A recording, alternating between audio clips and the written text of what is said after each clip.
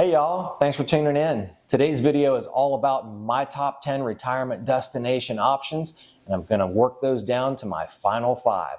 Stick with me, let's see what happens.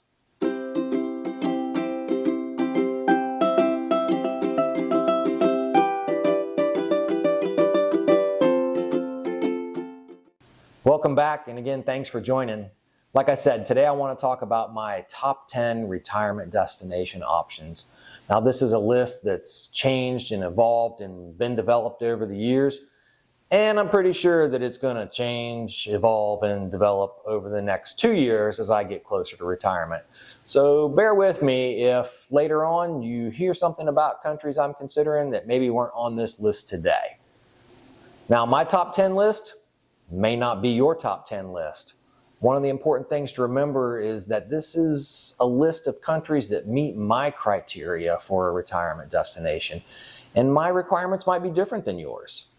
My requirements were simple. If you remember from an earlier video, my destinations have to be warm all the time.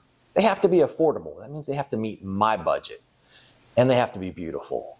So beautiful for me means clear blue water, white sandy beaches, and a beautiful tropical landscape.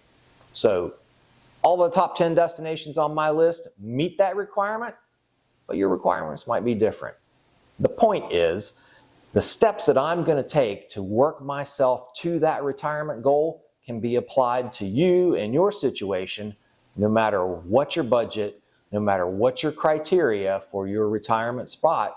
Whatever makes you happy, you can follow along, follow the steps that I go through. Hopefully you won't make the same mistakes I'm sure I'll make, and get yourself to that end goal.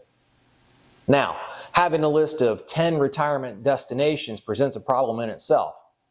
I simply can't visit all 10 destinations. The fact is, I have a full-time job, which means I'm limited to time off availability. And it's also super expensive sometimes to travel to all those destinations to figure out whether or not they actually suit your needs or you would like living there. So we're going to work our way down to the final 5, and some of those places are going to get cut from the list without ever seeing them, but I'll tell you why they've been removed. All right, let's reveal the top 10. On my list of retirement destination options right now are Portugal, Malta, Bali, Thailand, Belize, the Philippines, Panama, Costa Rica, Nicaragua, and Ecuador. Now, the problem with that list is that it's just too long.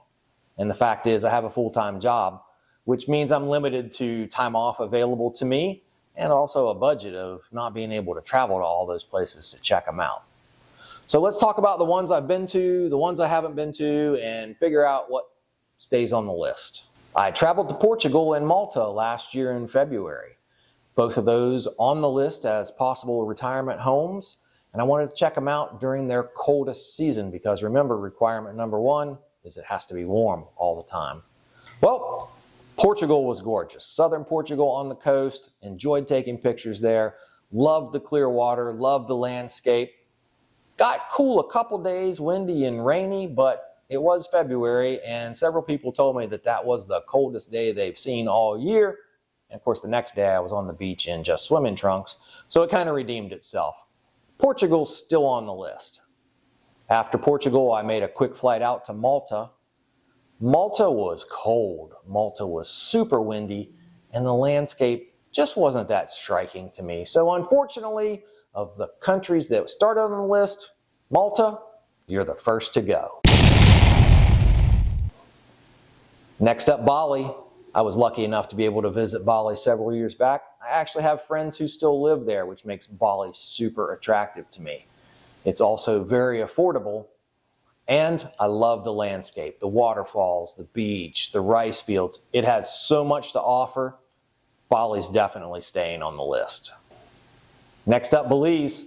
Thinking about Caye Caulker or Ambergris Caye. I actually started talking to real estate agents about building a house down there, but then I determined that maybe the cost of living in Belize is a little out of my range to be comfortable or to be secure in knowing that I can afford it. So unfortunately, Belize, you gotta go.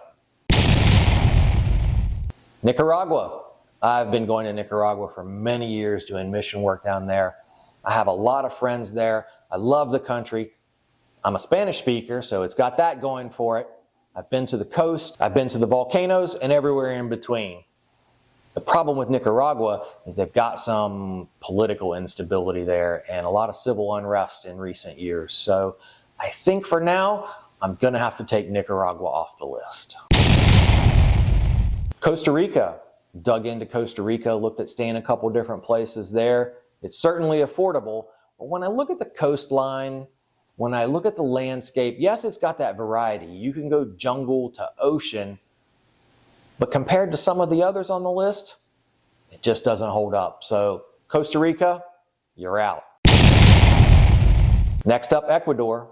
Never been, but did a lot of research. And it seems to me that the climate, even in the coastal areas, can be kind of on the mild side. That, and without the variety of landscape options that I'm looking for in a more tropical type setting, Ecuador, you didn't make the cut.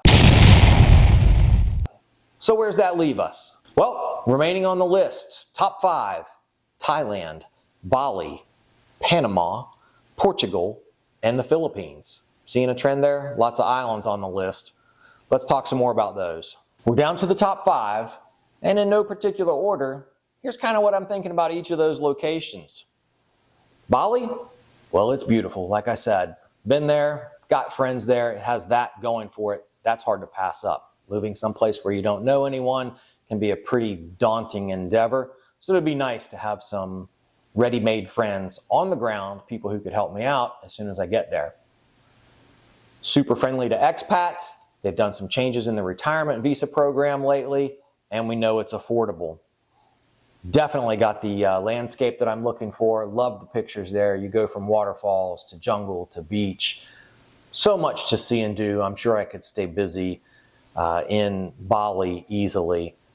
That said, too, it's easy to jump out to anywhere in Southeast Asia or even a fairly quick hop down to Australia as other vacation destinations or places to explore without a huge expense getting there, like flying there from the US. So once I'm there, opens some doors, and I'm looking for that.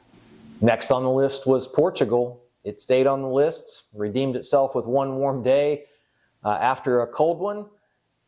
Portugal has a lot of the same benefits as Bali. It's easy to get to anywhere in Europe from Portugal. Hop on a train, hop on a plane. My flight to Malta, sadly, remember Malta was ruled out, but my flight there was only $25. So it's easy to get to other destinations that I might enjoy visiting, or maybe even checking out as another retirement home for a longer duration from Portugal. So let's see what happens. Thailand, super warm, beautiful islands. Never been, hope to go soon. Love what I'm seeing in the pictures and in other YouTubers' videos about the landscape, about the water, about the cost of living. It seems to have a lot going for it, but I really need to check it out if I get the chance to go there. Thailand's still in the top 5. Let's see if it stays there. The Philippines, another set of islands, same blue water, same beautiful beaches, same affordability. So it's right up there with Thailand and Bali as the island destinations that I'm considering. Don't know if I'm going to get the chance to visit, but if I do, I'm going to jump all over it. Last in the top 5, but again, no particular order, there's Panama. What's Panama got going for it? Well, US dollar. No problem with exchange of currency. It's super close to home for the US. Like I mentioned before, I've got 2 teenage boys. Maybe I want to go visit them once in a while if they don't come and visit me. It's a lot easier to fly a few hours from Panama back to the US than it is from any of the other destinations with flights that can range up to 30 hours of travel time to get home. So Panama, great beaches, great economy, nice variety in landscape, and close to the US. So it's got that going for it. We'll see if it stays on the list. So there you have it. We started with the top 10. We've narrowed it down to the final 5, and you know why. So what's the plan now? Well, until I get to June 2025, when I plan to retire, I'm going to try and visit as many of those final 5 destinations as I can. I'm going to keep planning. I'm going to keep working toward my retirement goals. And if I get the chance to visit any of those places, I'm definitely going to take you with me, just like I promised before. So stay tuned as I get ready to retire to Asia.